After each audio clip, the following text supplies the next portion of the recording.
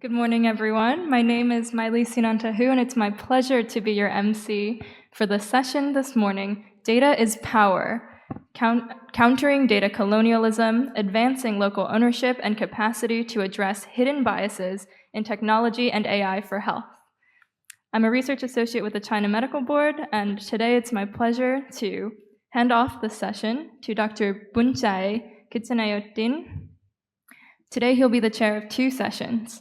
We'll have about 2 rounds of discussion with each 2 presentations from our lovely panelists, followed by commentary and open discussion. May I first introduce Dr. Bunchae.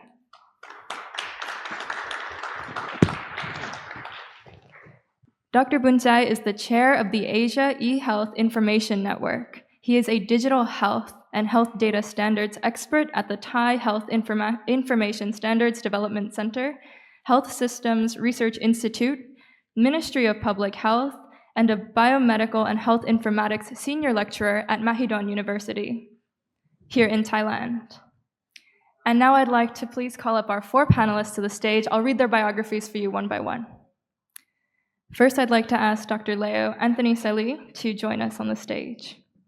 Dr. Selly is a principal investigator behind the Medical Information Mart for Intensive Care and its offsprings, many institutions. With close to 100,000 users worldwide, an open code database, and close to 10,000 publications in Google Scholar, the datasets have undoubtedly shaped the course of machine learning in healthcare in the United States and beyond. His group has written 3 open access textbooks: Secondary Analysis of Electronic Health Records in 2016, Global Health Informatics, Principles of eHealth, mHealth, Improve Quality of Care in 2017, Leveraging Data Science for Global Health in 2020. The first has been downloaded close to 2 million times and translated to Mandarin, Spanish, Korean, and Portuguese. The group has created 2 open online courses, Global Health Informatics and Collaborative Data Science for Healthcare. Finally, in partnership with hospitals, universities, and professional societies across the globe, Dr. Selly and his team have organized over 50 datathons in 22 countries, bringing together students, clinicians, researchers, and engineers to leverage data routinely collected in the process of care. Next, I would like to introduce Emma Rausen Tepatu.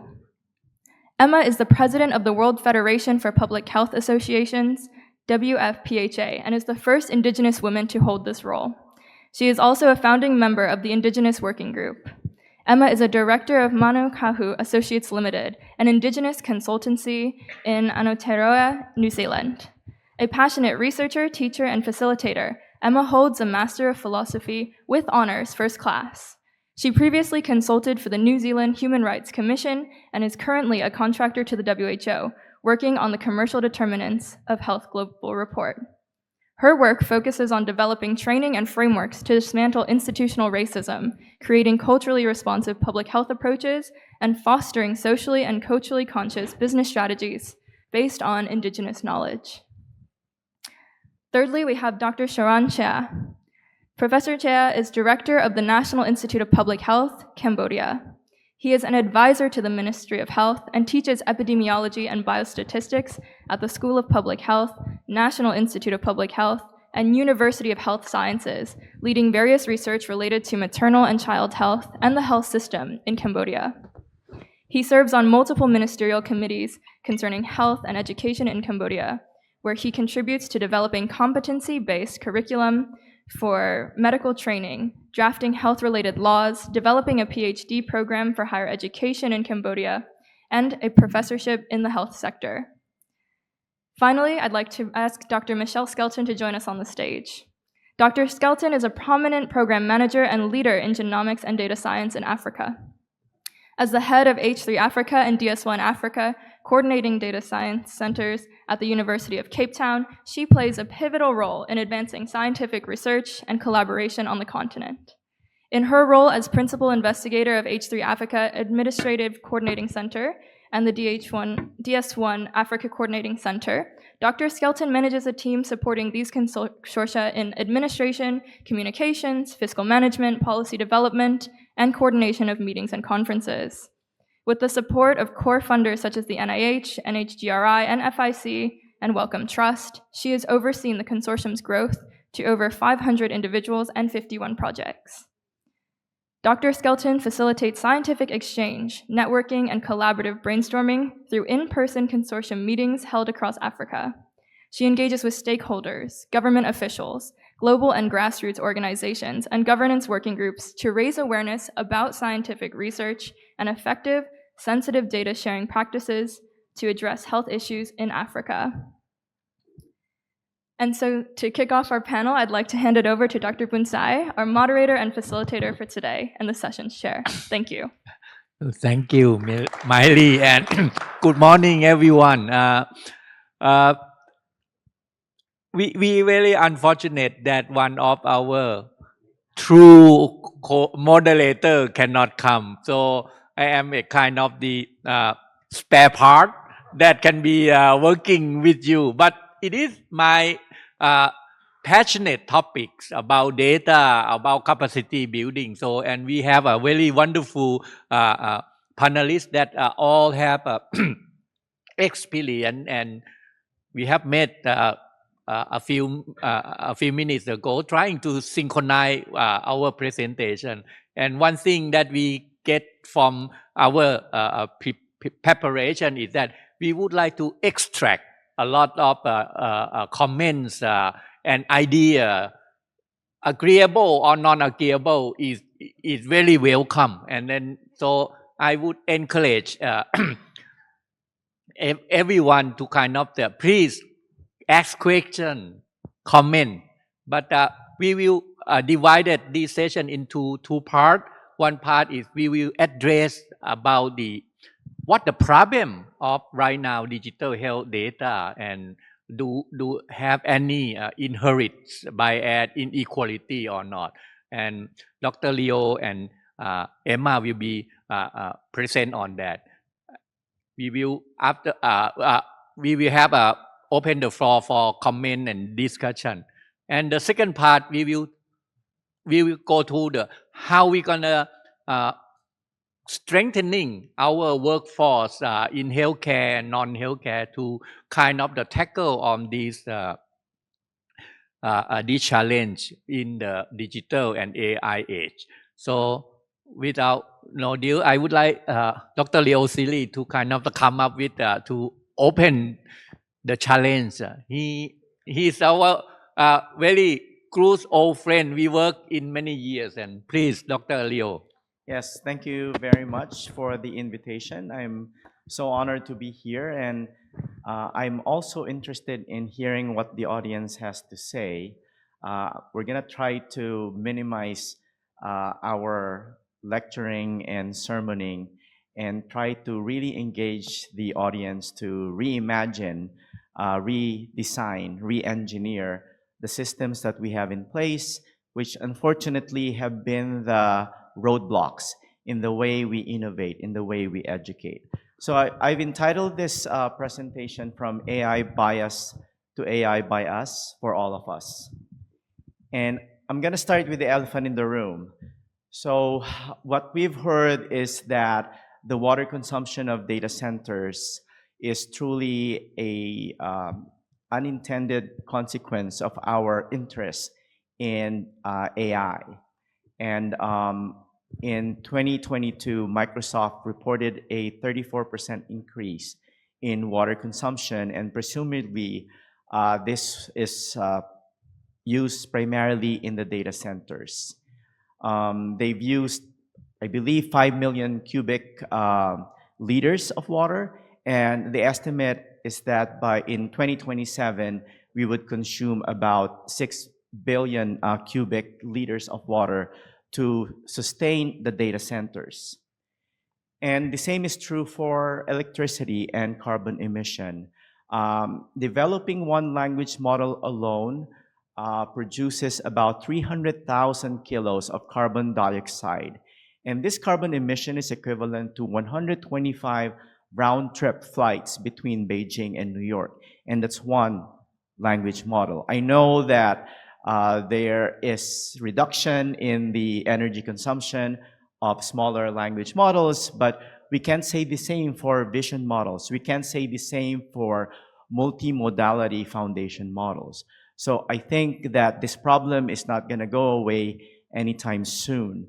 The estimate is that the energy consumption of data centers, of one data center in 2027 might be equivalent to the energy consumption of countries such as Argentina, the Netherlands, and Sweden. We also cannot discount the effect of the development of AI on socio-political stability. The materials that we use for the data centers are primarily extracted from the global majority. And what we hear now is that young people in countries like Kenya, Nigeria, the Philippines, Colombia are no longer going to school. They are working for OpenAI, they are working for Meta. And this, of course, will doom their future if they don't learn what they need to in order to navigate the world. The focus is on OpenAI giving them what, $1 a month to be able to do the work that they're doing. In systems such as healthcare, it is very important to truly understand the interaction between technology and humans. But for now, 99.9% of groups developing AI are developing AI and not human AI systems. And this is going to be a waste of energy, waste of talent, because it's very difficult to predict how users will change their behavior over time as soon as AI is introduced as a co-pilot. We need more human factors research. Labs have to be developing human AI systems, not developing AI models.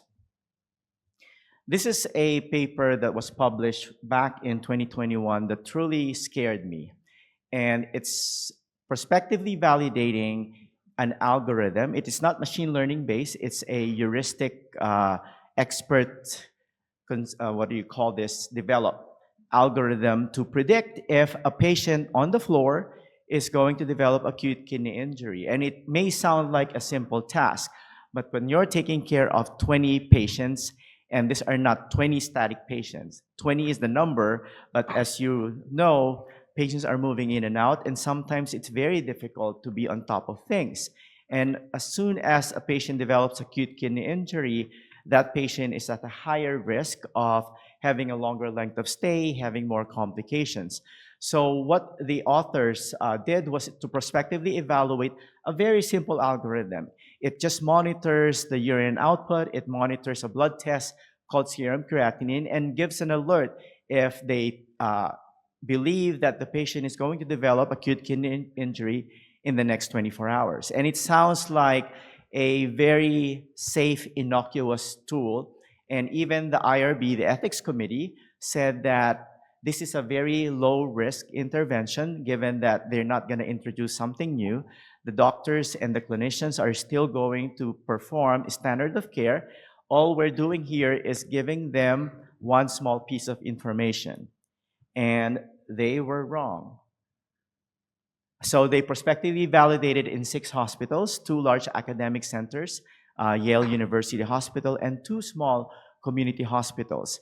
What they wanted to find out is whether the introduction of the algorithm is going to improve a composite outcome of death, admission to the intensive care unit, or initiation of new dialysis.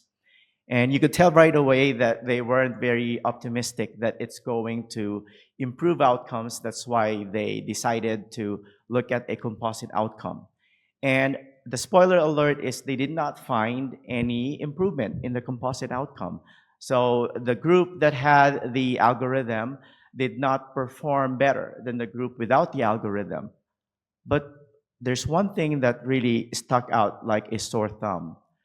The mortality, the death rate of patients whose clinicians were given the algorithm in the 2 small community hospitals doubled. There were more deaths in those among those patients, and the authors couldn't figure out why. And I think the key message here is that the introduction of AI its effect on health systems is going to be very heterogeneous. And if you are an AI developer, you better be predicting how your tool is going to influence the health system that you are introducing the algorithm to. Oh, and now it's- Even if even if we are to address the environmental impact of AI and the effect on socio-political stability, do we have proof right now that it's truly improving patient outcomes? It's truly improving efficiency of health systems? So far, there is none, at least in the medical literature. There were two studies that were published last year that tested the hypothesis of whether AI, as introduced into a radiology department, will actually decrease the turnaround time of positive scans or improve the accuracy of radiologists. This study was published almost a year ago now from investigators. I believe it was led by Pranav Rajpurkar at Harvard Medical School. And what they did is to randomize radiologists to with AI or without AI and see whether their performance will improve as a result of AI. And again, the takeaway message is that the impact of AI on individual radiologists is also very heterogeneous. They thought that all the radiologists with less experience, who are less well performing at the beginning of the study, would uniformly improve their performance. They thought that at the very least, those who are already well performing will not be impacted, but that was not the case. What was very surprising was that some of the better performing radiologists, some of them were actually harmed when AI was introduced into their practice. And why is that? As soon as AI reads an X-ray or a CAT scan, and it's not the same as the senior radiologist reading, and it turns out that AI was correct, the senior radiologists started losing confidence, and they started making more mistakes. So once again, we need to be able to predict how humans will behave in a different manner as a result of the introduction of AI. We should stop just building models alone. That's not going to help. This is another study. It was published in September of last year. They introduced AI to neuroradiologists and emergency radiologists in the interpretation of CT scans of the head of patients presenting with stroke. So with stroke, it's very important to do a CT scan very quickly, because if there is no evidence of a bleed inside the brain, then the patients are candidates for either thrombolytic therapy or melting the clot that caused the stroke. And it's very important that we do this in a very short period, because there is a golden hour in which these treatments are most effective. So what they had done was randomize the neuroradiologists and emergency radiologists to whether they are provided an AI tool or no AI tool. And once again, they did not improve the performance of the radiologists who were assigned to AI. They did not reduce the turnaround time of positive scans. So once again, our hypothesis was wrong that AI is going to improve efficacy, accuracy, as well as the efficiency of the workflows of clinicians. So data is not an objective representation of the world. This is my favorite analogy, where a drunk man was looking for his lost wallet under a lamppost, and a police officer came up to him and asked him, "Sir, did you lose your wallet here?" And the drunk man said, "Of course not, officer, but this is where the light is. Why would I look for my wallet in the dark?" So at present, AI is being developed using training data from those who are in the light. And to think that these AI tools will work for those in the dark, to think that AI will improve the healthcare delivery to 4.5 billion people who currently do not have access to healthcare is delusional, because the ground truths about their health and disease are not captured in the data that we are using now in the way we are developing artificial intelligence. These are two papers that came from our group that argue whether electronic health record data is true representation of the ground truths about health and disease. The one on the left, we highlighted the fact that every medical device and equipment that are in use in hospitals and clinics are to a certain degree biased. They have measurement bias. The one that we are most familiar with is the pulse oximeter, which is that gadget that we put in our fingers or the earlobe or at the forehead to try to estimate the amount of oxygen that are found in the bloodstream of the patients. And we know that it doesn't work well for people of color. We've known this since the 1970s, and yet it was approved by the FDA, and they think that all clinicians will know that this is not very accurate among patients of color. And I think that to have that expectation that clinicians would know the limitation of medical devices is once again misguided. And we surveyed about 8 devices and explained how they are biased. They have measurement bias. And what that means is that a number would mean different depending on the color of your skin, depending on your body habitus, depending on the type of hair that you have. Because ECG, as you know, for large-breasted individuals have much smaller amplitude. So how many heart attacks did we miss? How many arrhythmia did we miss for large-breasted patients? EEG, we have to hook up leads to the hair, to the scalp of the patient, and it turns out that if you have a certain type of hair, it doesn't stick well, and you see a lot of artifacts on the EEG. How many seizures did we miss? Did we misdiagnose as a result of this measurement bias? And of course, clinically, that would have consequences, but from a machine learning standpoint, if you're a developer and you're using these numbers into your model, then you're committing a crime, because what that means is that the algorithms that you build are only going to imprint, encrypt, and permanently entrench the problems, the outcome disparities that we have right now into an AI-fueled health system. The paper to the right, we demonstrated that we don't collect data similarly across patients. And this is not because of clinical factors. In this paper, we show that if you are admitted to the United States and you're not very fluent in English, your lab tests are not obtained as often, because in the middle of the night, we're gonna have to find an interpreter to explain to you why we are waking you up at 2 a.m. to check your blood. So sometimes we just do away with the blood test. From a clinical standpoint, of course, that is dangerous, because we might be missing an episode of low blood sugar. We could be missing evidence that your sepsis, your infection is getting worse. From a machine learning standpoint, this is missing data, except that the developers do not know that it's missing, because there are some readings of their blood sugar, of their serum lactate. They don't see empty cells.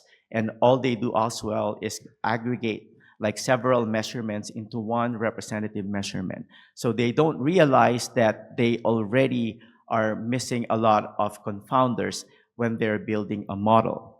And that is very problematic when it comes to machine learning and artificial intelligence. What is more scary is this finding that computers can see invisible features that humans cannot see.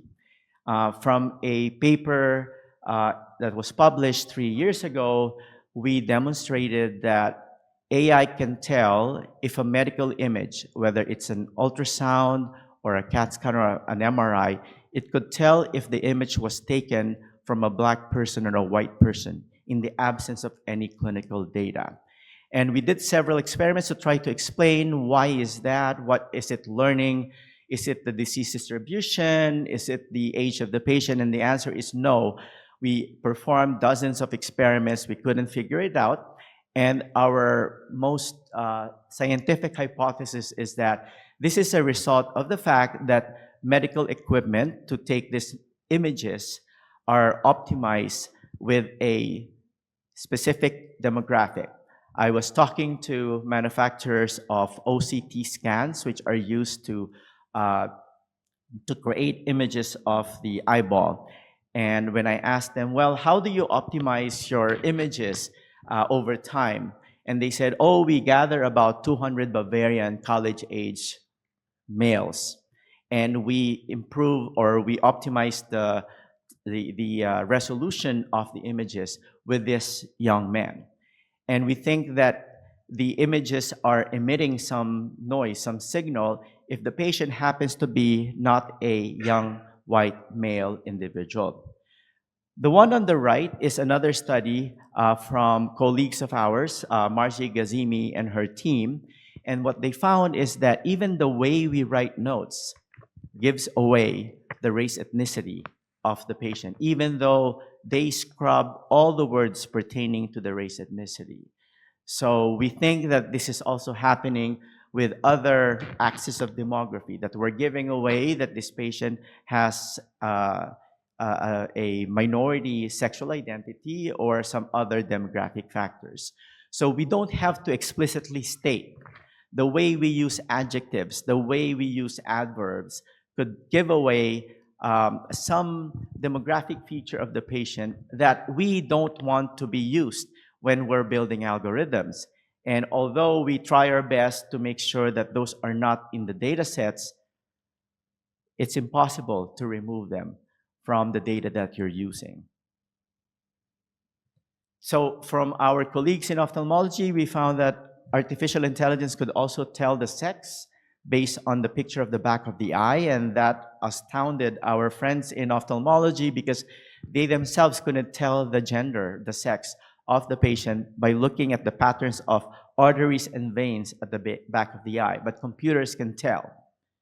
And this is another very troubling finding, that it could even tell if you're rich or poor.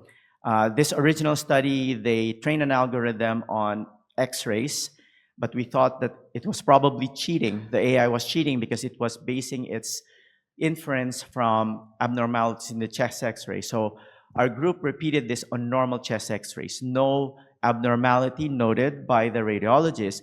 And we found that AI can tell if the image came from a patient with private insurance or Medicare, Medicaid, which is a proxy of their socioeconomic status.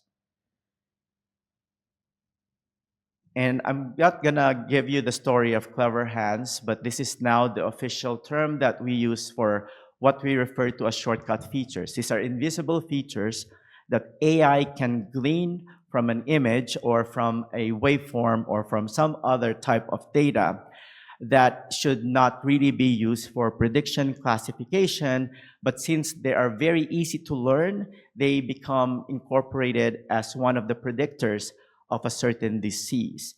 And Clever Hans was a horse who everyone thought was performing arithmetic, but it turns out that it wasn't even performing that task.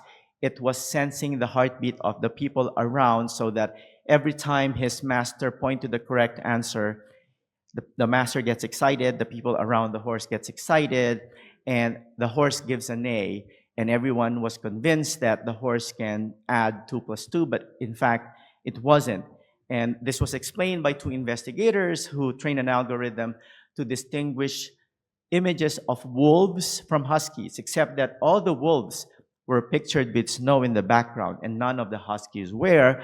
So not surprisingly, AI was basing the classification on the background of the animal instead of the animal features. And we think that this is also going to happen if the AI can tell whether you're gay or straight, whether you're religious or not, whether you're right-leaning or left-leaning. They're going to use those features because AI is trained on humans. And we know that as humans, I myself have those bias. The decisions that I make is colored by the way I see the patient, I smell the patient, I hear the patient. So if those features are easily learned by AI, they are going to use them because we are training AI based on human data. I wanted to remind the audience, actually this is old, it's been 69 years since 10 white men convened in a classroom or in a room at Dartmouth College. And during that time, they predicted that AI is going to transform the world. And they were all wrong at that time. And I think it's going to be the same ending for us, for AI, whether it's going to deliver its promise, unless we change those who are sitting at the table. And let us not just change the seat who are sitting at the table. We have to make sure that those who we give seats at the table, those who are historically marginalized, those who are historically not given a voice, we need to make sure that they have the agency, they have the training, they have the facility to be able to engage with those who are historically on the table, so that even if we invite them, we don't order the food for them, because that's what's happening now. Okay, we invite our colleagues from Africa and Asia and Latin America, but we who are people of privilege still order for them because we think that, oh, they don't have our skill set, our training. We also know what they want, so we are going to order for them. And that's what's going to happen, I think, if we continue doing what we're doing now. One of our conclusions is that AI cannot change the world unless we change the world ourselves. We need to recode the world, and that means we need to flatten hierarchies of knowledge. We need to chip away on the systems of power. And with that, I'm going to hand it over to Emma. Thank you very much.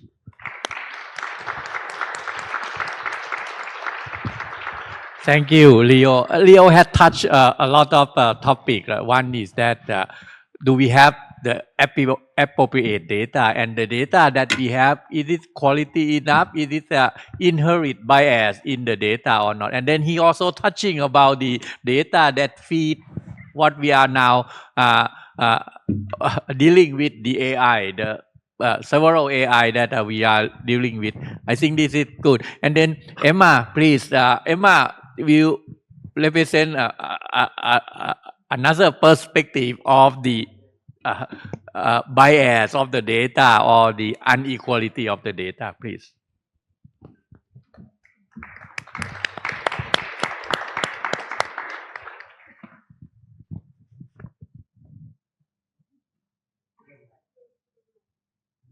Hello. Yes, thank you.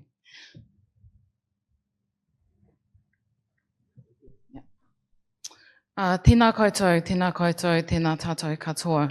Tēnei te mihi atu ki a koutou, ko tai mai I tēnei rā, ki tēnei hui, ki tēnei kōrero I pāna ki tēnei mea tino taumaha ki te ao. Ko wai au ko Ngāti Ranginui, ngai te rangi raukawa me Ngāti Haua, ko Emma Waimari Rawson te patu tōku ingoa. So, kia ora and good morning, everybody. It's really wonderful to be here with you today. I have just greeted you in my mother tongue, Te Reo Māori, or the Māori language. I am an Indigenous woman from Aotearoa, New Zealand, and as you've heard already this morning, I am the president of the World Federation of Public Health Associations, the first Indigenous woman to hold that position. And I'm going to talk to you a lot about that in my next, 16 or so minutes, so that you understand really where I fit in the context of this conversation. And so I really want to honour and acknowledge Dr. Leo for his contribution this morning, and in particular his concluding comments around the making sure we have the right voices at the table to ensure that we address the inequities that we continue to see across the planet as a health community, as a public health community, and as a community that has the power to change things for good. So up on the screen here, you'll see some beautiful faces, and as an Indigenous woman, we never really go anywhere alone. And so today I also bring with me, and by way of honouring my tradition, which is really a big part of my presentation, my grandmother. So the black and white photo is my grandmother. She was a very strong, staunch Indigenous woman who actually brought up all of her 16 brothers and sisters because her parents died at a very, very early age. She herself died at a very early age, in her early 50s. Now, this is not an uncommon story for Indigenous peoples across the planet, that we never live long enough to dement. And so in my conversation, I just want you all to think and reflect a lot on your responsibilities to the populations of people around you that may not be getting, as Leo has said, their voices heard at the tables where the decisions are made, where the tools are created to address the inequities. And while we're continuing to do things the way we do them currently, those people are not going to get their needs met. So I'm going to talk about solutions for that eventually. I'd just like to ask a quick question while I'm here. Who in the audience identifies as Indigenous? Thank you, that's fine. And so I ask that question because it's an interesting word, right? Not all people who would be classified as Indigenous will say that they identify as that. So I'm going to just put that there for now. The other part to the reason why I asked that question is I just want to highlight something else. 500 million people on this planet around about are Indigenous or classified as Indigenous. 220 million of them come from this region, in the Western Pacific region. And most of those 220 million are not acknowledged in the places where they come from. So my people and people like me, so Indigenous people who come from first world countries, so when I say that, I'm talking about New Zealand, Australia, America, Canada, a slightly different story. We are recognised. That still doesn't mean that the things that we need you all to do as a health community are done.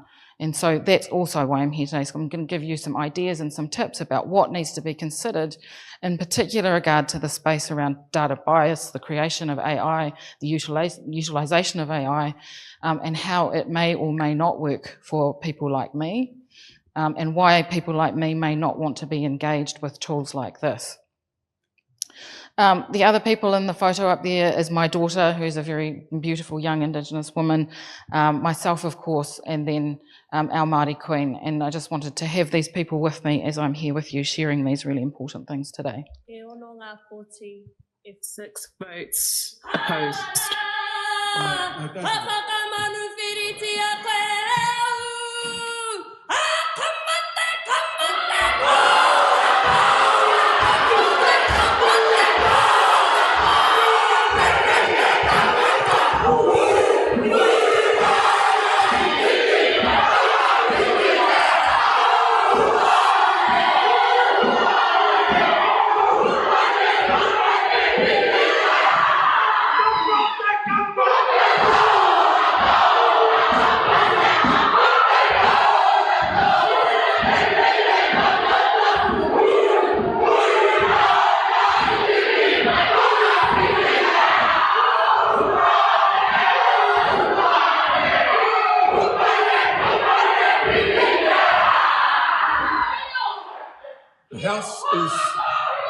The House is suspended until the ringing of the bells.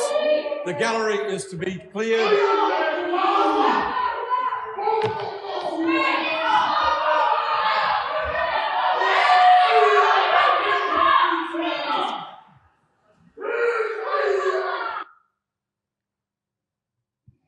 Has anybody seen that video? Put your hands up so everyone else can see. Fantastic.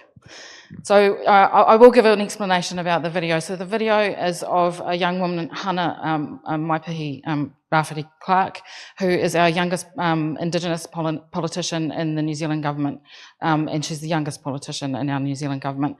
And she performed that haka. So that's a traditional expression of passion about the current treaty principles bill that is being heard in our government at the moment, which is trying to remove all of the protections that have been put in place in New Zealand for Indigenous peoples over the last 180 years by our current right-leaning government. Why I wanted to highlight this is a way in which we practice demonstrating as Indigenous peoples our sovereignty. It's also a way that we practice exerting our right to our spirituality and our worldview. I'm really not sure how AI can understand these sorts of things.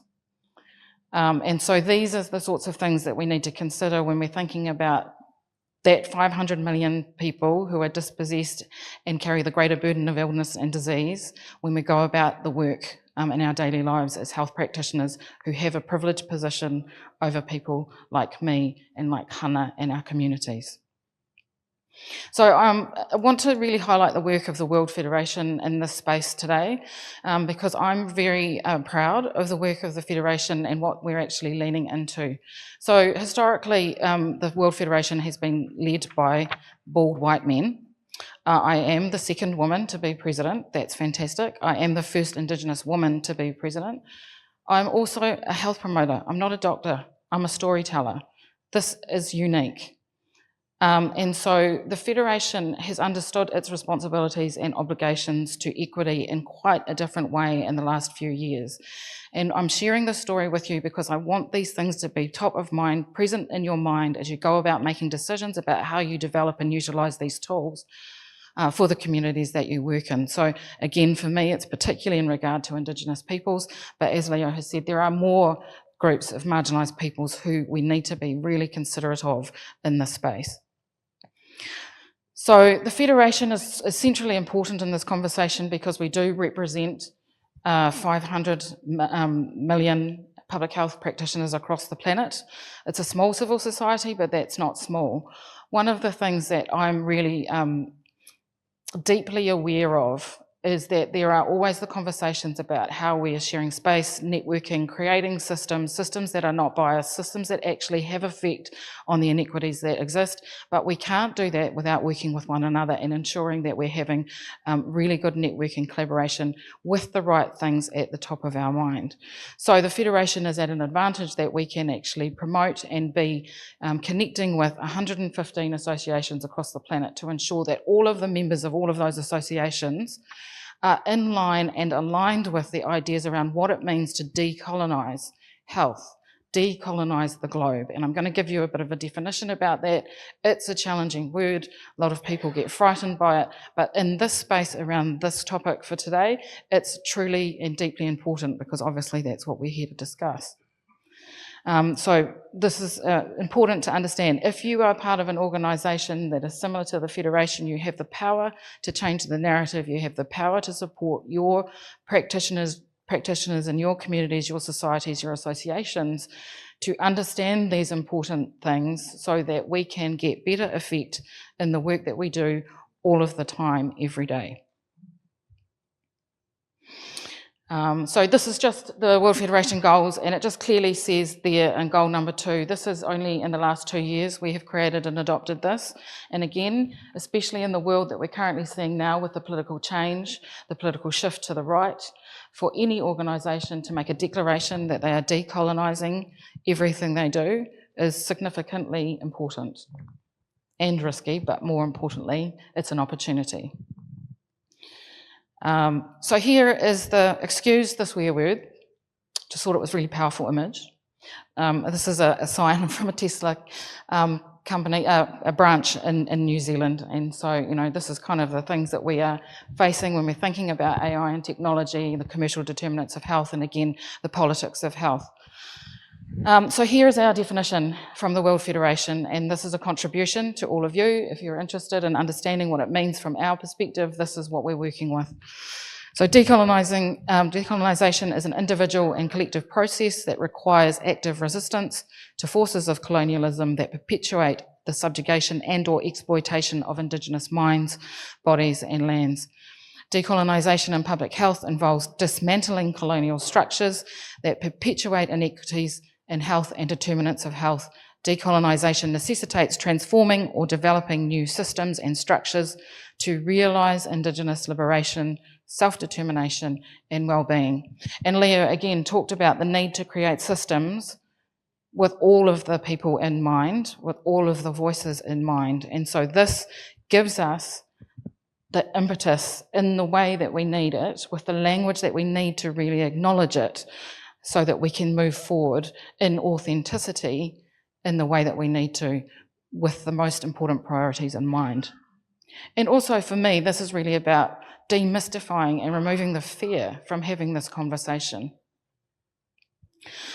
And just here, some tips around decolonising anything. I'm not going to read those points there. I'm quite happy to share these slides if people want some of these things later.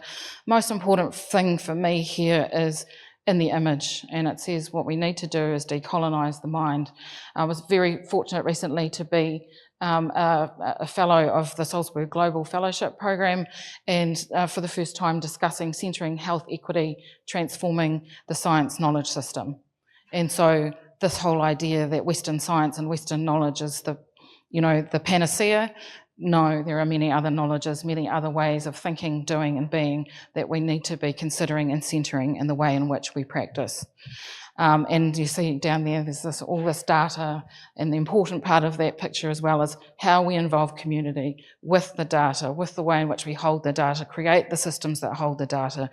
It's, Leo's already touched on all of these points. So again, decolonising 101, now you've seen the definition, you understand that this work is happening in significant spaces and places. What does that mean for me as a practitioner? And so this is the thing that I'd like to offer for you when you go away from here. How am I thinking about this in my job, in my position, in my role in my community? What are the things that I can remind myself easily about the practice of decolonisation, the practice of being a responsible user, a responsible creator of AI, of data collection and data holding systems? What are the things that I can think about? So for me particularly, again, as an Indigenous woman, it's about partnership. Who am I working with in the creation of these things, in the collection of this data, the way that it's held, the way that it's utilised, the creation of the AI tools? Who am I working with? Which voices are at the table? Manaakitanga is another one. So again, thinking about Indigenous ways of knowing and being, manaakitanga is a word in my world that means giving without expectation of return. And this is really important because actually what I'm ultimately talking about at the end of the day is how we behave in the way that we do our work and the way that we create things for the better outcomes for the people on the planet. If I'm thinking about myself as part of a collective and not an individual, then giving things away, giving away my power, giving away resource, and when I say giving it away, sharing it differently, without expecting something back, is a significant mindset shift for many, many people. Maybe less so for people in this room, I hope so, but I'm never surprised by how many people still are stuck in that place of individualism and not knowing how to just give stuff because they know that there's going to be a really good result from the giving. Authenticity, well, that kind of goes without saying. If you do something authentically with the right motivation, you're going to get the right result. Listening to hear, not to respond. We had a good little bit of a conversation about that on the way here as well. Interestingly, Leo told me there's a tool, an AI tool that can tell you how long you've been speaking, and probably, this is right, that if you've been speaking for a long time, it might be time to shut up and give some space to some other people. So this is a really important lesson in this space too. How much am I listening and how much am I actually to hear and not just to respond? Another one is be a good ally. That goes along with the one at the top, be a good ally. So for marginalised communities or Indigenous communities, there are only so many of us. So in New Zealand, we are 17% of our population. That's actually quite large, but we can't fix all of the things that have been done to our people. And so we need people like you who can help to support us and understand exactly what we need and work in partnership with us in order to help us to eradicate the inequities that we continue to experience, but not only that are increasing, and increasing due to things like climate change and other things that probably most of us in this room understand. The other important part to this, and I see that the clock is counting down, but I'll just carry on. Know your context, so know your geographical context, know your historical context, so that when you are thinking about the work that you're doing and the tools that you're developing, you have that in the front of your mind. Global literacy is another one. It's really interesting still, the split between the global north and the global south, how much people understand what is actually existing out there in terms of tools and research and ways of knowing that they can actually tap into to help to support the understanding of what it means to decolonise and be a good human. Because ultimately that's what we're needing to do, is really tap into that notion of how can I be the best human I can possibly be, which takes me back to that word manaakitanga, giving without expectation of return and acting and behaving with authenticity. And it is difficult to do in this fast-paced world that wants a whole lot of things out of us. So again, just going to touch on a couple of points that have already been touched on by Leo this morning, and I really like this piece in the top corner in the black and white, because we do need to acknowledge that a lot of things are happening a lot faster in terms of the science than we're able to actually keep up with as humans. And so again, the mindfulness that we need to consistently have about all of these things that we can be very, very excited about in terms of innovation, but just remembering that to slow down and take time to really think things through, and are they really going to be an advantage to us in the long term? Down the bottom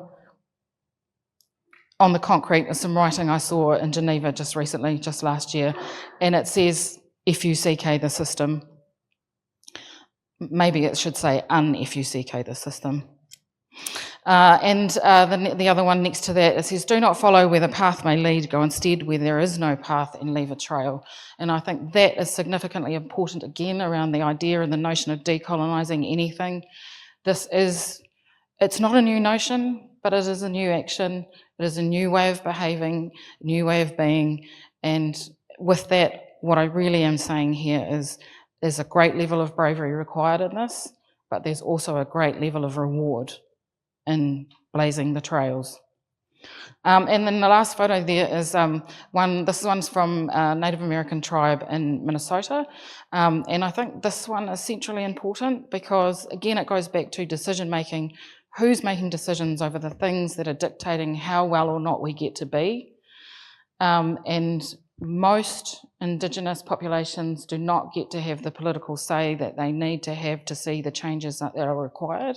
And it's not just Indigenous populations, but making voting a tradition, really acknowledging the political determinants of health, which we really don't do enough of yet either, is centrally important to the change that we need to see. And then the adaptation and application of any tools and any innovation that we're going to have as a global community going forward. Probably don't need to cover that one or this one. That might be the last one. So that's it. Decolonise everything. Kia ora. Thank you, Emma. Emma have addressed and challenged us in a bigger way, not just about the data that we are talking, but it's all the system of what we are known as the colonization, how we are gonna decolonization in the system and also in the data, which will be feed and be the input for the decision in the system. Then I would like to ask our panel for the reflection of what you have heard from Leo and Emma. And then after that, I would like to hear a voice from the floor, the question or the discussion about the provocative challenge that we put by our two panel. Dr. Chua. Okay, good morning. First, I would like to thank CMB for inviting me to this panel. I have two reflections. One is for Emma and another one for Dr. Leo. I will go with Emma first. I think Emma brings very interesting point of view for us to remind us that we could not find an average person. It means that each of us is unique in a sense that maybe we not even know ourselves, like we are ethnic minority or not, but we cannot find an average person. And so far we has been learning statistics too much. We rely everything on average. So whatever the average we consider, that is the good representative of the population, right? But Emma bring that one point that is an outlier, how people deal with it in statistics, either ignore or transform it into another curve, right? So So I think the point that Imam raised is that make us wondering how AI, the algorithm of AI, taking the data in the form of storytelling. She's not a scientist. She produces different type of data among ethnic minorities. And if we ask AI about what are the problem of the ethnic minorities, we don't know the algorithm of AI, whether they go and take the average or they go and take the outliers. So we don't know that. And this is the question that for the one who developed the AI algorithm should take into account, like how AI will reach out to those type of information. And for Leo, I think all the point he raised is very true, that AI could cause bad and good. It's not all good. And in Buddhist teaching, we know that nothing is like good. Like they have to have bad and good side of the things. For example, we all know about Google Map, right? My sister-in-law, she went to the US. She rent a car and drive like she's living there. Like she know all the direction, all the place she want to go using Google Map. Very efficient. Like you don't need to know the location. You just give the address and then they can go there. Back home in Phnom Penh, she also do that. And the result is that she can go there, but she could not tell directions. Like if you ask direction, how to get there, don't know. So this one, back to our AI using in medicine, do you think that doctor will lose their curiosity or thinking power to deal with patient when everything can produce quickly from AI? Even me, it's very tempting now.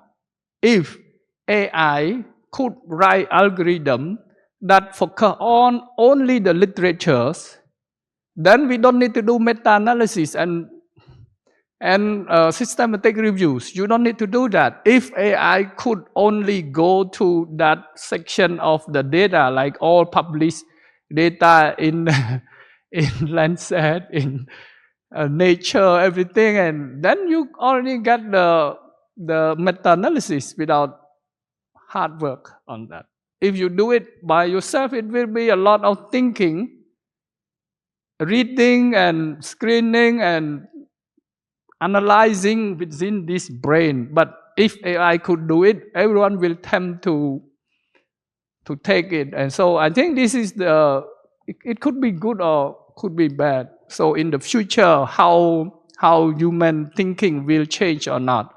And to me, I think we should be in balance. Like we should, as the one that use AI, we should be at least know how AI perform, like the algorithm. But unfortunately, AI did not tell, or even they tell, we don't understand. So I think right now is the point, that how could we balance the use of AI in medicine if there is medical error happening when a doctor following the AI inputs and make decision based on AI, and there is a medical error, like AI should be blamed or the doctor should be blamed. So I stop my comment here so we could have a discussion later on. Thank you. How about Emma? What is your reflection on our first part? No, Michelle. Sorry. So thanks to both speakers, of course, really powerful messages coming through. And I will also start with Emma, encouraging all of us to take a seat at the table, having that voice. And I see what you're saying in the systems back home in South Africa, in Cape Town, for instance. If you look at the public health system, if you look at the hospitals, if you speak to patients, they don't really, especially from the mixed ancestry population, which I'm from, if you speak to patients and their health conditions, there's not really much engagement with the sort of the doctors involved, perhaps more with the nurses, but people don't really understand what is going on with their health. And even when a family member dies, you'll say, okay, so what happened? And they'll say, no, my mom went in and then all of a sudden, you know, a couple of hours, she died. So I think that, you know, sort of opening those conversations, demanding sort of explanations from the system will be a very useful and powerful tool. But I think I have some questions for you with your sort of, you know, protecting Indigenous knowledge. How do you balance protecting Indigenous knowledge and then still, of course, advancing science, advancing healthcare? I suppose you could speak to that a bit. I'm just curious about that and if you've had some experience in that. And then for Leo, also I have more questions than reflections. I like your ideas about, or trying to understand your ideas about the existing training models, the existing sort of PhD, MSc programs where we have very narrow fields of focus. So how can you sort of broaden on that? How do we see that changing? Because what's happening in Africa at the moment and within the DSI project, for instance, there are these postgraduate programs, you know, to train data scientists specializing in machine learning and AI, and so on. But I was just thinking as well, there's these grassroots movements like Deep Learning Indaba, DSI, DS Data Science Africa, Indaba X, and they sort of meeting sort of informally or meeting in person, and they cross-disciplinary groups working together on datathons, you know, teaching each other and so on. So is that the way to go? Is there a sort of a mixed model and so on? Then I was also thinking about the recent events of this week. How does that affect us and in this space as well with the development of DeepSeek? Does that make AI more accessible to us? Does it have less environmental impact? You spoke about environmental impact of AI. And also in the advocacy side meeting earlier this week, Jamila Mahmood spoke about how big tech are setting up in Southeast Asia data centers, the environmental impact of that. I'm just wondering, what are the solutions around that? So thanks, those are some of my... Thank you. We have 4 microphones. Yeah, Roger, please.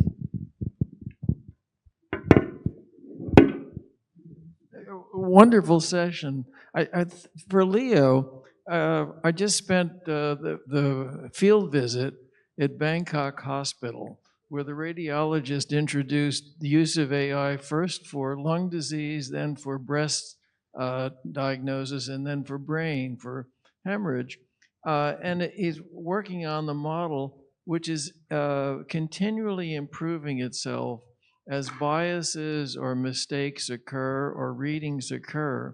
So in some ways, it should be a self-correcting algorithm here, and perhaps if it's used in South Africa or in New Zealand with different groups, those algorithms will change. So you've written off the value, but I see it as a early stage of getting to a more perfect system of anticipation or using AI with the knowledge of the backgrounds of the people, or in the US we have breast cancers in blacks that are triple negative, so they're different cancers, and we've only learned that by finding the discrepancies, which force us to improve the systems. So I would ask you, are we too early in writing off the diagnostics because we don't have enough data, and these are hopefully self-correcting systems going forward? So don't get me wrong, I'm not trying to stop AI. In fact, we cannot stop AI. We shouldn't stop AI because the status quo is so bad. We are making mistakes. I keep saying that this year marks the 26th year of the patient safety movement, when the Institute of Medicine report estimated that the number of Americans dying from preventable deaths from medical errors is around 100,000. An estimate 2 years ago quoted a number closer to 800,000. I don't think it's gotten worse. I think we're just more attuned to the fact that medical errors happen on a day-to-day basis. But I think that we need to completely redesign how we regulate, how we innovate, how we educate, just because this field is moving so fast. And the answer to Michelle's question earlier is that we need to rethink programs. By the time you have a curriculum for AI, it's already outdated. And a lot of innovations are happening, but they're all at the margins. We need to allow those innovations to trickle into the center. It's very grassrootsy. What we have been doing is very grassroots. We don't have a single funder. We get our funding from any door that opens. We knocked at 1,000 doors. So we need to be more creative. Waiting for those who are at the center to direct what needs to happen, I think, is some sort of a mistake, because the people at the center, which includes all of us, have been complicit.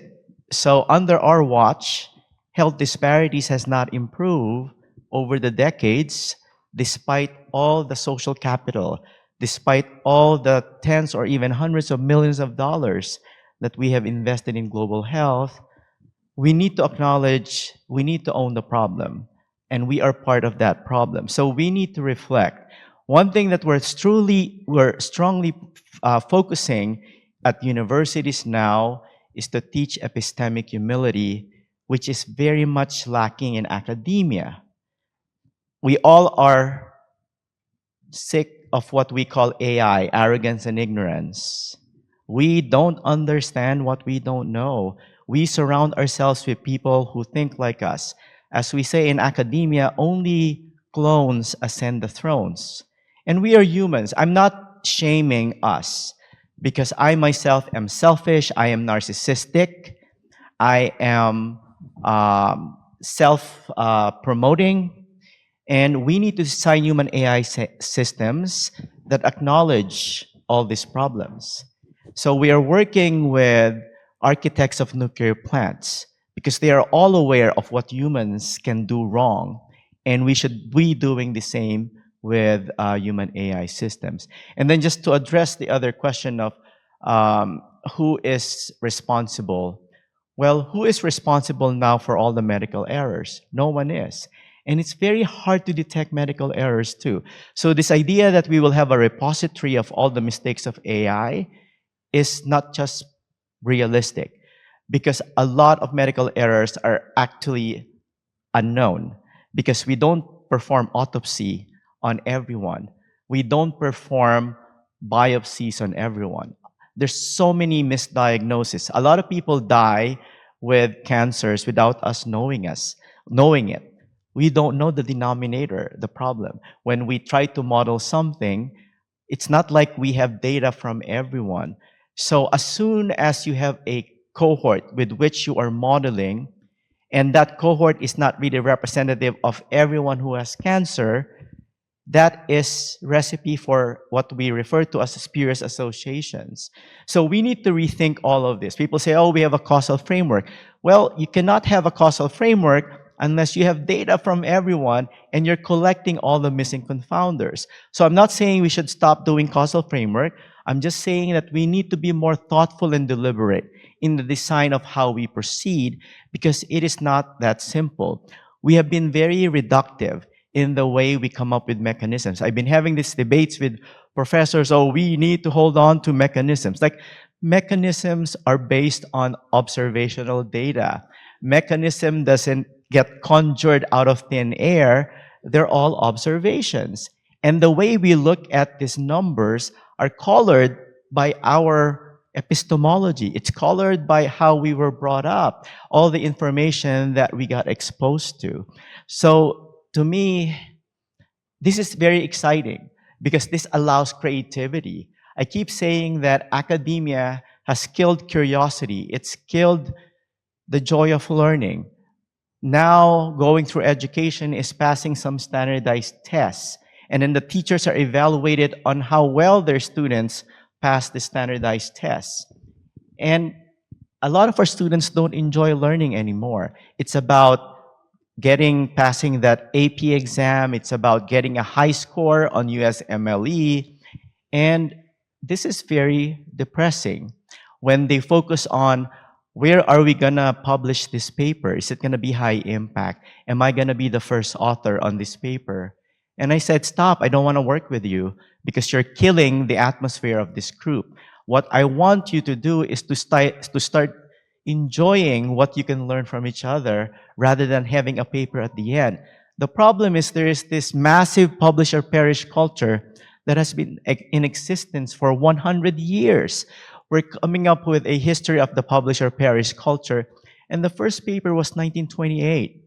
And that shows you how powerful academia is, because despite the fact that people are complaining, this is killing science. This is the worst driver of bad science, is this focus on publications and citations.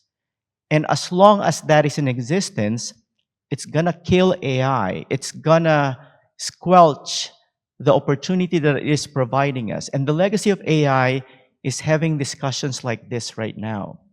AI made it crystal clear of the breadth and the depth of the problems. We did not see this before because the data was not in front of us. And we could only reevaluate and redesign the systems if we have all the data and if we understand what data we are missing. So to me, this is an amazing gift of AI to us, and we will be remiss to waste it by not rethinking how we work together, how we problem solve, how we learn, how we teach each other, how we think. Thank you. Any, yes, please. Could you introduce your shortly and then comment or question? Sure. Fredrik Lindenkrona, Inner Development Goals. Yeah, it's fantastic, two presentations, and they point to one big thing, which is certainly the whole idea that as AI is more applied, we get to step up as humans. And we got to step up with the values that we want to build for the future. So I'm really happy for the reflections. One big thing I'm sitting with is the fact that, you know, the Nobel laureate Daniel Kahneman was thinking about thinking fast and thinking slow. And the strength, of course, with the thinking slow is because it doesn't automatize repeated behavior and biases as much. So we value a lot of the fastness of AI, which we could do, but it's also, we know, psychologically will introduce hallucinations, and we may also not have the time. So how do we build the right sort of safety guard so that these processes that may experience to take a little longer time is allowed to do so, because it's not good enough to not have them, right? So what's the structural things we can build? So the tables will be there, they will continue to work, we can learn as we go, we should be there. But how do we make sure that that time and the space for the necessary ethical continuous learnings and seeing what we don't, the unknown unknowns pretty much, are visible all the time, when there is also this whole idea that the data, market of health data is exceeding the market of health care, basically. So how do we keep up the structure so we can learn for true and not get lost in getting the values wrong? A big question. So pick whatever part of that you want to. Okay, thank you. Do you want to? Let me give the floor to Michelle and Sherban as well, because I think they have present. We have another question, and then you can have a reflect or respond on the comment, please. Thank you very much. My name is Bernd Appelt. I work for GIZ in Nepal at the moment. Maybe I'm a bit provocative in what I'm saying, because I would like to challenge you, because your title starts with data is power. I would say data is power and money. And I think this is forgotten here. And I relate this a bit to the pharmacological or a pharmaceutical sector. We are there where the pharmaceutical sector was maybe 100 years ago. A lot of opportunities.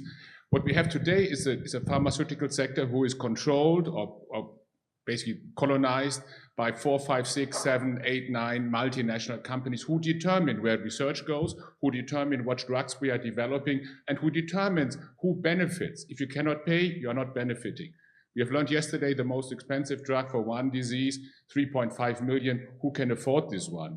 Yeah? There are many diseases out there, neglected, tropical diseases, rare diseases, where no research goes in because there is no money. And we have to take the same, it's a better precaution, this not to happen in the AI world. Yeah, because at the moment we have 5, 6 companies who are sitting in one particular country who are controlling it, and their purpose is to make money. Their purpose is not to do something good. Their purpose is not to address lack of capacities to address hidden biases in technologies. That's not what they have on their minds. I was member of Facebook before they went public, and I left Facebook when Mark Zuckerberg went public, said, make me rich, make me one of the richest and influential men in the world in giving you my data for free, because I will then sell you. I am the product. And still today, I didn't go back to Facebook, and I'm afraid that the same will happen to AI.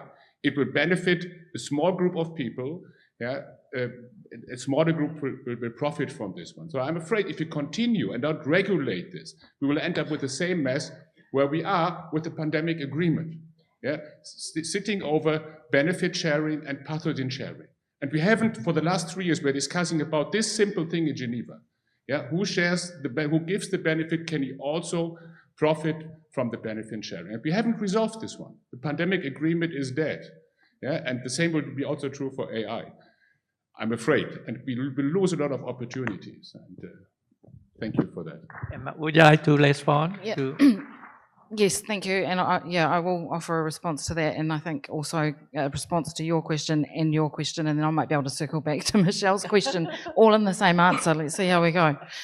I think ultimately, thank you for that, because, and as Leo has said, and as I've talked about this morning, at the end of the day, the issue here is about who holds the power and how decisions are made. It doesn't matter what we do. On this planet, with everything, if we need the right outcomes, it's about who's making the decisions, who's wielding the tools, whatever tools they are. Humans have been creating tools since Mairanor, millennia. Who's wielding them? How are they wielding them? And so that's my invitation and my challenge to all of us in this room and all of the rooms that I'm in, is consciously all the time, how are you making your decision? What's behind your decision? How are you sharing the space, and how are you sharing your power, whatever your power may look like, so that the best outcome for humanity is at the forefront of all of that. And so interesting that you said data is power and it's money, because for me, when I think about that also is data, when it comes to Indigenous populations, often means resource gets put to the place where the most information is held around what we need. Our people don't engage oftentimes with people who want to find out information from us, which comes back to your point, because when you asked how do you protect Indigenous knowledge, it's actually 2 parts. There's Indigenous knowledge, and then there's the knowledge about our health and our families and what we want the system to know and understand about us. And often we don't want the system to know things about us because the system has never looked after us. And then the second part to the question was Indigenous knowledge. How do we protect Indigenous knowledge?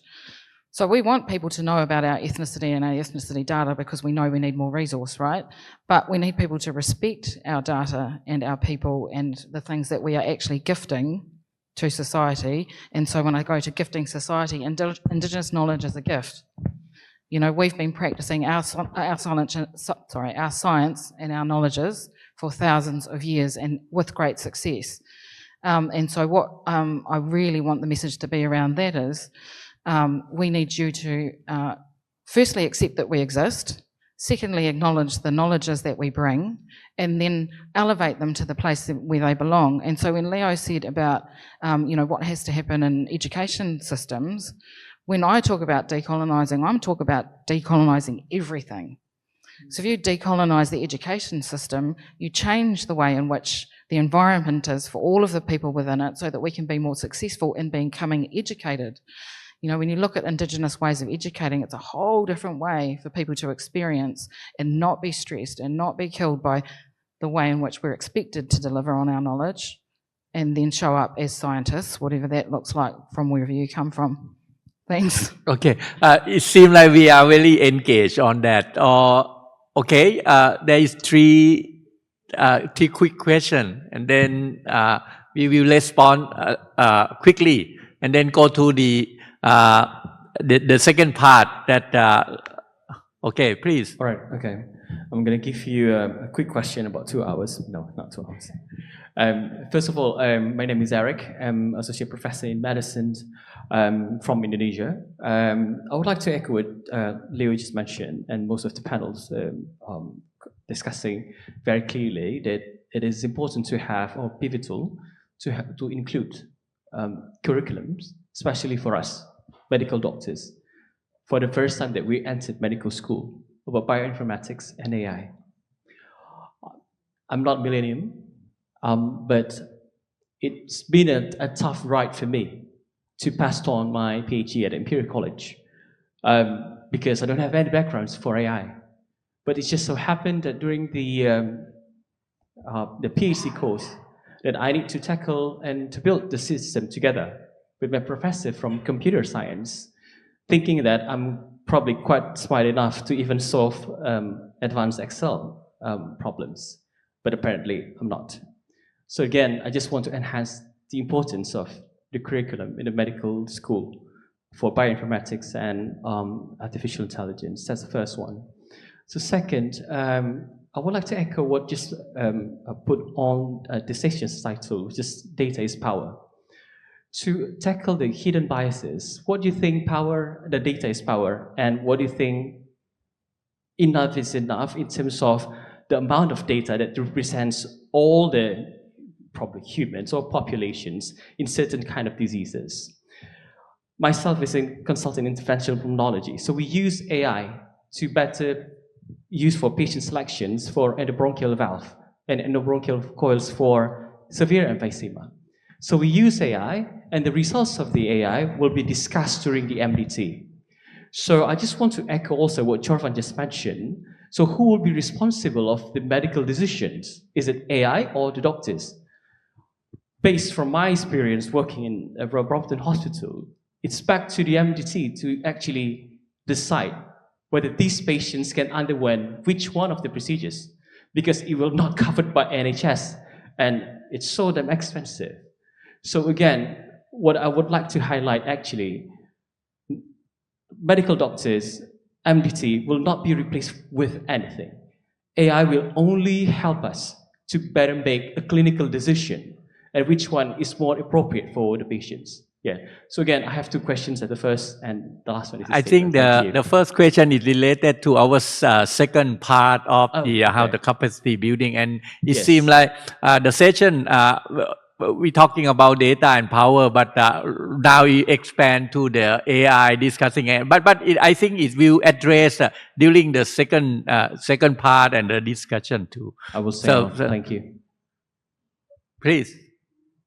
Hello, I'm Chutina from Mahidol University. I have one question. Since nowadays the AI and technology mostly developed from the high-income country, and we are living in the low to middle-income country, that we can escape the exploit nature of AI. Since we have cheap labor here, and we don't have technology enough to develop our own AI, and mostly the knowledge that on data that translate into the training part of AI come from Western perspective. How could we, like low and middle income country, can still protect our culture, our knowledge from getting depleted with the Western power in technology? Thank you. Okay, it seems like the colonization and something like that. Then, quickly question from Dr. Nat. Then I think I let one of the panel to respond to. Okay, this is maybe a follow-up to that question. Nasirat Bungkajor, data scientist from Mahidol University. So I'm sure you have tried DeepSeek, and when you ask DeepSeek about the status of Taiwan as a country, it always answer Taiwan is an inseparable part of China since ancient time. So we know it's a very large language model. And when faced with such an intentional bias, if what are we going to call it, like that, and the other side is a multi-billion-dollar company filled to the brim with high IQ data scientists. What are we gonna do when we face with an opportunity like that, and how do we protect our rights and our culture? Thank you. Who would like to respond? Just 1 minute. Yes, I'm just going to repeat what Emma said, that it all boils down on who gets to design, who gets to deploy, who gets to evaluate, who gets to validate AI. That to me is a very clear answer. And I may not be able to give you a very detailed prescription of what we need to do. And I think it will be wrong for us. Who are we to come up with a prescription of what needs to happen in the next 5 years? We don't see the problem in its entirety given our positions of privilege. So to me, what is clear is that we need to change the composition of who's sitting at the table. That we are very clear about. And for a while, let's not be too obsessed with what are the details of what we need to do. I think with all due respect, people with 5-year plans don't deliver. And I think it's because they don't realize that they don't fully understand the problem. And just chill out. I think the world is gonna get better as soon as we change the way we think, the way we learn, the way we work with each other. Okay, I think we should move to the second part, that how we gonna enable the kind of the healthy to use the data to, which is maybe include the decolonization and also include the essential to strengthening capacity on the digital health and also AI in these lower middle income countries. So I'm starting with Dr. Professor Chawan first.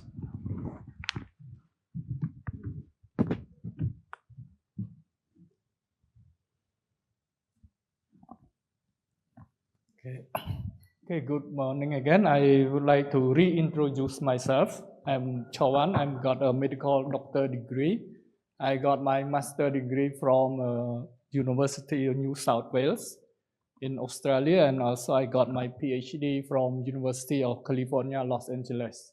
So in my country, I'm considered as one of the educated people. But when I start using my Facebook, like Ben mentioned, I really think that Facebook is very generous to give us the platform and enjoy connecting with friends, like everyone, like very nice, very good act of generosity. And later on, we realized that, oh, they know a lot about us. Like even they anticipate what we want to look at. They send things that we are looking for without we asking. And so then we start realizing that, oh, something wrong with that. So my story is about that. Sometimes even you got education, but doesn't mean that you know a lot about the digital literacy. So this is not strongly correlated, at least. So in my presentation, I will show you about what we are facing at developing country, like the question from the floor also mentioned about how we are going to deal with that. So this we talk about colonialism, that we have the old one when rich country, powerful country went to smaller country or weak country, taking all the land, people, natural resources, and we feel that we are helpless, like we cannot do anything. It's same right now, like it's there already, like Leo mentioned that it's there already. So the colonized country might not be aware that what has been taken, and until later on, like you see now, I just take some example that friend want to return. But if you ask that country, maybe they not even know that those are taken. So this is the situation we are in right now. And since since 2019, we're talking about digitalization. So this word like become very popular, and WHO really promote this digitalizations. And as example in Cambodia, right now we even developed the digital health strategy for 2023-2033, and the Ministry of Health just set up a department we call Digital Health Department. So far, we could get the director of the department and deputy director of the department. We haven't found enough the staff working for this department, let alone the competency needed for running this department. And according to World Bank, in Cambodia right now, we have 116 per 100 people using like subscribe to mobile phone. Like we have more phones than people. So we has been living in very digitalized society, and the society also make a lot of pressures that we cannot live easily without phones right now. I think last year I went to Singapore. I went to a restaurant, got in there, like no one come to ask you for order. They just put a barcode on the table. If you do not have Wi-Fi, and it's not provided, Wi-Fi is not provided in the restaurant. So if you do not have your own Wi-Fi and your mobile phone have no battery, you cannot eat. So I have to use my mobile phone, log to the roamings to scan the barcode and orders. Then the food will come and we pay also using that mobile phone. So every information is collected, but we don't know. And recently we just heard about backdoors. And not us who realized this one. It's between the giants who knows about backdoors. Like for those who using phone, we don't know. We don't know what is our phone doing with us. And when we turn off, for example, they said, oh, you have to turn off everything. But we don't know. When I arrived in Bangkok, my Facebook have more Thai content in that. It's like they know I'm here. And I don't know where they send this information to who. Like, so we see that recently we know that Apple Siri, very famous Siri, agreed to pay because they record conversation. And I try in ChatGPT, I asking ChatGPT like, what information that you use? They say that they may intentionally use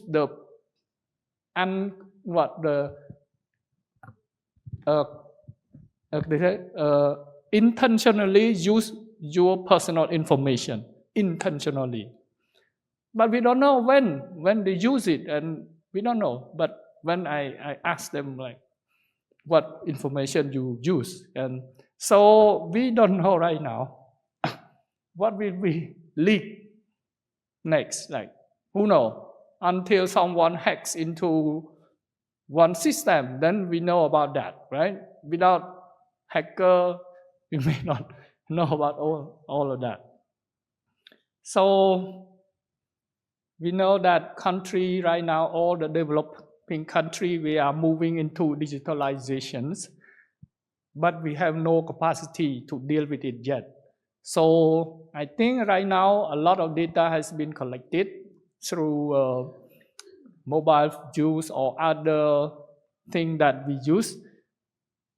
And now we are working on electronic medical records, and we know that we will store in the cloud, and we do not know where is the cloud. So that is a lot of questions that developing country need to consider. And we got pushed by the global agenda also. Like we cannot stay still, but we have to move. But how fast we could move on that? So right now I got call from business, from gaming, from bank. I don't know how they got my numbers. Right? They just got it. They send message, oh, you want to borrow? So I'm not sure about other, but this is in Cambodia because law for managing this data different by country. But in Cambodia, like I drove past casino, and then my message alert that, oh, there is something happening in there. You should go in and check it out. And when drive past in front of casino, you got a message about casino. So that is the current abuse of data. And for us, we don't know, we lost the data. The problem is we not even know that we lost that data. So when our audience talking about how could we share the benefits? How could we share the benefit when we did not know what we lost, what are taken? We're not even at the stage of negotiating like what we should get from you, because we don't know what are the things you take from us. Like we don't know yet. So I think my presentation about digitalization, I think it's not bad, but we need to take measure to make it equitable, to get benefit from digitalization. So to be powerful enough to negotiate on the benefits of this data, because you know that data is money, the power is power. So in order to negotiate for this power, we need to have some power within ourselves first. So I think, and another observation that I found right now, a lot of support is given to digitalization. It's like the global agenda also support on data digitalization, but mostly on the data collection part. Like set up the system to collect data and make this data, collect this data, but the use of the data is not much. So that brings another question, like you support developing country in collecting data. So it means we produce more data available, and while it takes time for us to build up the capacity to use data, I think the big company, the one that already have the capacity, they can enjoy this for a long time before we can catch up. So that like back to the artifacts that in museum in Europe, like people already like no more interest in that already, and then you can return it back to the home country. So it's quite similar in a sense. So I think right now, for another thing that a lot of data that known at the global level, but it's not known in the country. Last year in Cambodia, there is 200 studies conducted.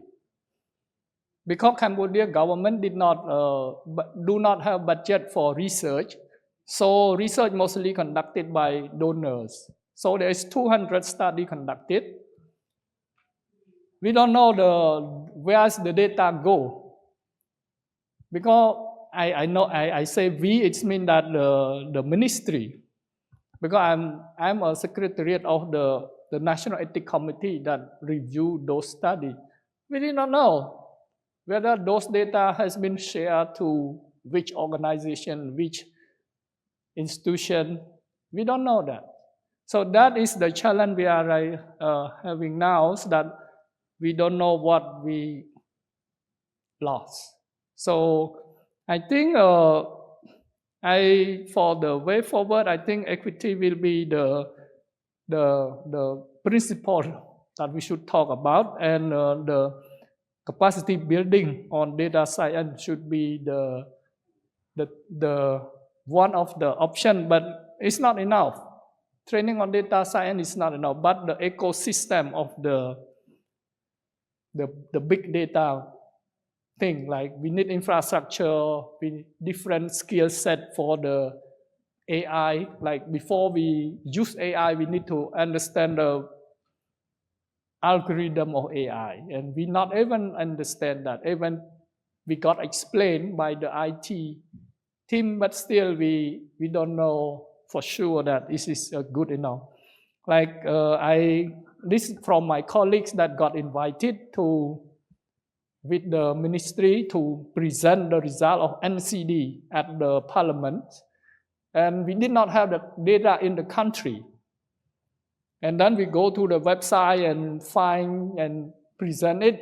The ministry is like the data, but they ask us, do you believe in that data?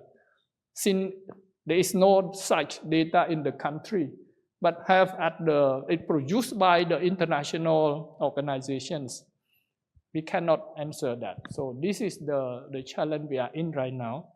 And I will finish my presentation at this stage. So we did not have answers, but more questions to think about on this area. Thank you. Thank you, Dr. Chawan. And then, Michelle, we have 20 minutes left, so I think Michelle will be quickly present her idea, and then we will have another 10 minutes for discussion and then a question. Please, Michelle. I'll try to be quick. I have quite a few slides. So thank you again for the opportunity to speak again. Today I'll speak about the data science for health discovery and innovation in Africa, building infrastructure and capacity in Africa to support health systems. So I will also talk about how African scientists are using their data. Initial investment made by the NIH, awarding 38 grants across the continent, 22 African countries and US partners involved. The program has a very strong research component, a capacity building component, of course the ethical, legal and social implications projects as well, and then the ecosystem and community building. So just to say that the scope of the DSI program includes addressing major public health issues, ranging from climate change to pathogen surveillance, but also focusing on specific clinical areas and not neglecting mental health and the social determinants of health, also touching on food safety, and then there are genomics components to the projects as well. So these are the research hubs. They focus on critical health problems. They bring together multidisciplinary expertise. They also engage governments and industry as partners of the project. So the thematic areas range from the impact of climate change on maternal and child health. Also, they're working towards early warning systems for the impact of health, also early warning systems in mental health around suicide ideation, and also looking at, of course, pandemic preparedness. There are multi-morbidity projects, and there are also projects focusing on injury and surgery. And most of these projects have demographic, clinical, phenotype, some of them genotype data, and some of them, of course, geospatial data and climate data. So the research projects answer specific disease questions, and there's a component of innovation attached to these. They are smaller than the research hubs. They're just one project and not a network. There are 4 LC projects, 3 based in South Africa and 1 in Nigeria. They work with the research hubs really on exploring the emerging ethical, legal and social impact of their research, because of course these groups are working with big data across multiple borders, across jurisdictions. So it's quite complex. So the research training hubs, their objective is really to train the faculty at African institutions in data science towards sustainability. They're also training the next generation of data scientists, and they also have those MSc, PhD curriculum. They're also sandwiched with, some of them are sandwiched with US partners, institutes where some of the training happens in the US. And then the research education projects. So these projects identify specific training gaps within the program, and that's how they were awarded. And some of them focus on things like synthetic data, and synthetic data is not popular with everyone, of course, but it can sort of facilitate data sharing, and then also perhaps the privacy of data. So just to sort of shift to some of the accomplishments in looking at the education component, at least 120 students are in training. Some of them have graduated at the end of last year. They also the faculty training 46 faculty, 11 postdocs, and then also some of these folks, the undergoing training, are then placed within, or they work within the public health system or in the ministries of health. We have one of these in the Kenyan government, of course, doing really great work on digitization. And then, of course, the other outputs of the consortium are the publications, over 180. And then, of course, the data sharing gateway. And we also have a big focus on partnerships with other data scientists on the continent. As I said earlier, we work with grassroots organizations, NGOs, and then try to engage governments, of course, at network exchanges and workshops and so on. So just to say that, so there are other, besides the sort of degree programs, we run sort of ad hoc or non-synchronous online training, data boot camps and so on, and just wanted to focus here and say that, so most of the folks are, the people involved in the training are coming from sort of Uganda, South Africa, Kenya and Nigeria, but we are reaching those francophone countries like Cameroon, Cote d'Ivoire and Mali. So we are sort of trying to bring those folks also into the data science field along with us. Well, they are there. It's just that you sort of bring them into this data science network. And then, of course, as I said, we do work on, with our group, we have annual data boot camps where we try to work on African data. So just to look at the Alwazi ODSP Coordinating Center, the grant that I'm part of. So I lead the Coordinating Center component. We support 4 working groups, trans-network projects, we coordinate communication, also scope out partners, and we run, of course, some training, outreach, and the boot camps.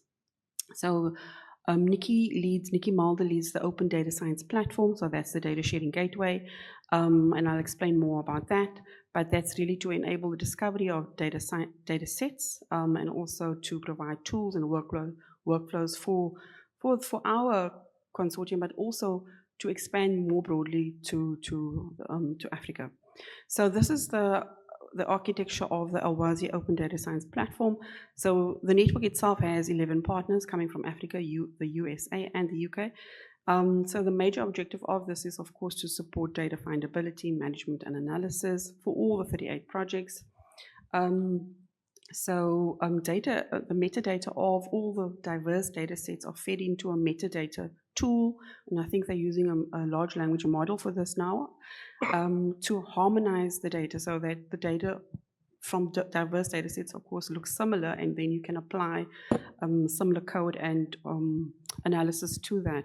So yeah, that's what they're doing with that. And I'll just go on to say that this is some of the data sets that have been captured so far, about 60 data sets. And here they're categorized in the searchable catalog. You can even go to that website and go and look at those data sets. So it provides information about the project name, the data set name, the category of the type of data, whether it's air quality data, climate or demographic and so on, whether it's a primary data set or a derived secondary data set, which countries are involved in that data set, and then also the sample size of the data set. But also note that there are sort of conditions to data use. Some of the data sets are open to use, but some of them are not, so they are we need to sort of adhere to consents and also, of course, the legal regulations around specific countries and specific jurisdictions. So, so the Alwazi platform, in addition to managing data sets, was also a big component to provide a mechanism for data sharing and analysis to meet those ethical and jurisdictional requirements. So the Alwazi platform piloted a federated type of analysis and they used genomic data in this pilot. So that was 1,000 genomes data. So they took the data and they split it up across four HPCs across the continent, so that people could now come and search search that data. So the platform also provides elements like what they call a passport broker, a data connect, DocShore, and the data repository. So this allows you to access the platform, it allows you to search repositories, and then it allows you to pull, sort of point to the data, pull workflows and pipelines into a workspace, while doing that, not moving the data out of where the data exists on-prem in a specific country. So you're not moving the data from a country, you're working in a cloud environment. So this platform facilitates that, not moving the data out of a country. So adhering to, you know, the local regulations, but also facilitating that harmonized analysis of data. So I just want to shift gears to another project now, the Madiba project, and this is Kodizwa Dizwe's work. And the focus really of the project is stakeholder engagement for co-creation of visualization and the support of multi-morbidity management at district and health facility levels. So this is part of the Madiba project, so that's the multi-morbidity in Africa, digital innovation and visualization and application. So just to look at the situation for this project. So the research hubs are based in Nairobi and South Africa. So in Nairobi, that's the African Population and Research Center. And in South Africa, it's the Agincourt Research Unit in Mpumalanga, South Africa. So you can see here they work across diseases. So it's multi-morbidity from HIV and other conditions like mental health conditions and so on. So they're working across multiple conditions. They have a database of over 1 million follow-up visits were recorded since 2014. So they really wanted to, in their stakeholder engagement, which is central to their project, they wanted to strive to meet real-world needs of the community toward enhancing adoptability and utility of the tools and promoting ownership, and also developing capacity within the communities where the studies were embedded, and collaborate on feedback loops with the tools that they've generated. So this is the engagement process. I won't go through that.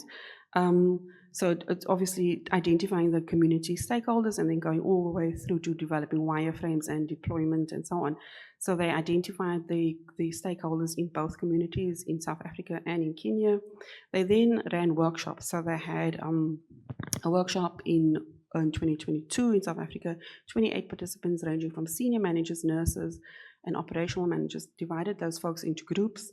Had a facilitator, and they brainstormed the data. So they looked at the data in very much in detail, quantity, quality, measurement, timescale, and so on. And then they came up with these sort of draft, what a dashboard would look like for that data, for that community, for those community health workers. So they went through an iterative process, obviously consulting with the group and the management, and they came up with this kind of sort of input system, then developed the output systems. But they are still, of course, working on these outputs, these visualizations of what the data would look like, how that would serve the community work, the health workers, how that would serve the researchers and so on. But what I found interesting was the challenges and mitigation strategies that this process that they went through. They realized, of course, they had a lot of time constraints. Of course, it was resource intensive. They had limited technical skills among the users. And what the strategies was to work on simplifying the tools for non-technical users, incentivizing participation, and then also providing ongoing technical support.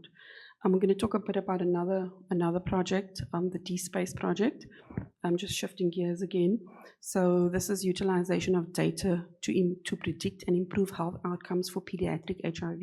So this is Hayoni Rechebela's work. He's based in Botswana, University of Botswana, and also linked to the Baylor COE Botswana unit. So Hayoni is also the co-chair of our steering committee. So this is their work. So it's obviously very technical, very detailed, but I'll just give you a gist of what's going on. In this report that was given last November at our in-person meeting, so the study compares the differential gene expression between HIV and TB co-infected individuals and those just infected with HIV.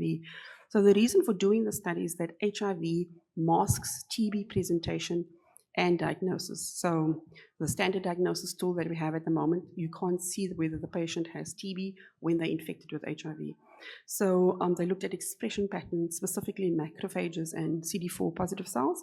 So they find that the differential expression mainly occurs in the immune function pathways, specifically the neutrophil and so on, and there are specific genes involved, of course. So they compare the results also from Uganda, and then Southern Africa. They include Botswana and Eswatini. So here I wanted to emphasize that, and I think there's a lot of discussions going on about large machine learning models and so on. And this is really a smaller model built with sort of 92 participants within a local setting. So that is really interesting, is that there's a local model for a very particular local problem. So, and of course they do the machine learning models, they use random forest, and support vectors seem to work best for them so far.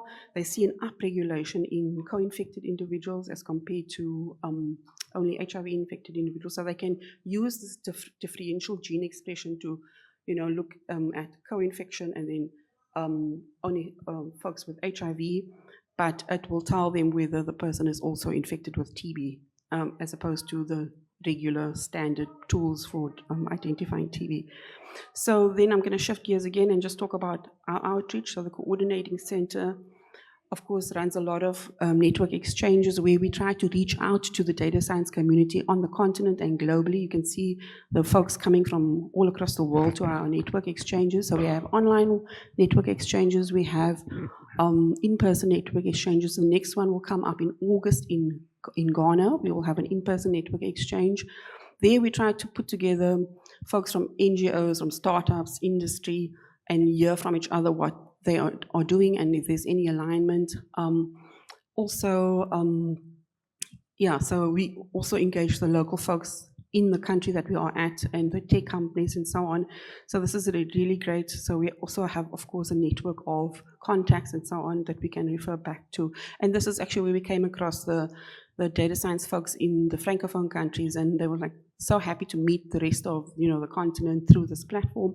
So we're really proud of that kind of efforts that we are making. So I think that's it. That's our community from the last meeting in November in Mauritius. And then this is the various teams involved. Nikki's ODSP, Nicola Mulder, Sumir Panji, and then the D-Space folks, Rayoni Rachubele and Mohamotso, and then my team, and then of course the folks from Mediva as well. So I hope that was useful. I know I rushed. I always seem to be rushing with the talks, but thank you so much for listening.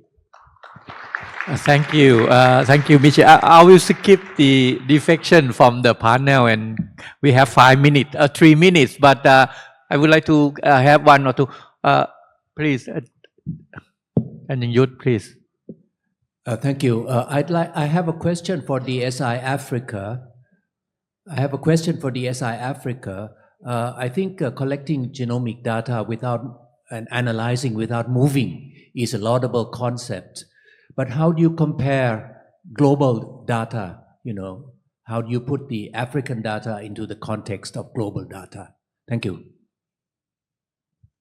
So there are various reference panels that have been made. So within another network that I've been involved in, there have been 450 full genomes that they've collected from across Africa from different ethnic groups. So they've created a reference panel so that you can compare sort of that group to the rest of the world, but they're also working on what they call the pan-genome. So taking samples from across the globe, I think from the 1,000 Genomes Project, and looking at in a sort of a graph format, looking at what the genome actually looks like. And there's variation, of course, between populations, but those are the kinds of things that you can use to compare the African population with the rest of the world. And of course, in all the research that they do, they have to compare the African genome to whatever else they do, whatever else is going on. And there's lots of information, of course, on the Caucasian data. There's more Caucasian data in the international database. I think the representation of Africa in those international databases is like 2%. And of course, there is a movement to work towards changing that. There's a Tunisian Genome Project, there's the Nigerian Tunisian Project, there's the South African Tunisian Project where they want to sequence about 100,000 of each of those, or maybe 25 to 100,000, so they have more full genomes and better representation of the African continent. I will accept one question, please. Selamat siang. Hello, everyone. I'm Rizma from Indonesia. Actually, I want to share my experience with AI as an education. I understand that we tend to be afraid about things that we're not familiar about. But the thing is, I learned about decolonizing research from New Zealand, especially from Maori. I just want to uh, praise that from you. It was last year, and after that, I put decolonizing research on my every classes, and I use a chat GPT actually to help me. That's why I came up with one of the holistic wellness models. I'm sorry if I say it wrong. Te ware te tapawa. Was it in Maori? So in that sense, having an AI helps in that sense. And of course, if we want to, for the word to spread out, we have to write about it. And that's what I learned about decolonizing research. It's like Maori have the system of making medical research from them, to them, and about them. And I find it very, very encouraging in a way that in Indonesia, we lost a lot of our local indigenous practices just because Western deem it as bad. It deem it like primitive. We eat with our hands, we sit down, we are polite to our elders, but it's considered bad. So we're ashamed of that. So I am very thankful of Maori for being very brave. And as you know, bravery is very contagious. So thank you for that. But at the other side is like, I'm not very hype on AI. I agree with what Leo said that we need to regulate that. But the thing is, if we're waiting for government or like for like richer company to starting to have a heart, I wouldn't count on it. Yeah, but maybe what we can do is looking at what's been successful. Like South Africa has been successful eliminating apartheid. Apartheid, one of the things is by boycotting, right? And in Indonesia and in Malaysia, lots of company related to genocide has been closing down because we are doing a grassroots national boycott. So yeah, and maybe we can start talking about it, doing something about it, and being out loud with our solidarity. And while I'm here, I really, really feel this is a very safe space for me. So free Palestine. Thank you, everyone. Thank you. I would like to give Emma 1 minute to reflect. Do you want to reflect, or and then we will close the sessions? Yes, thank you. Yes, he whare tapawha is the model that you're talking about.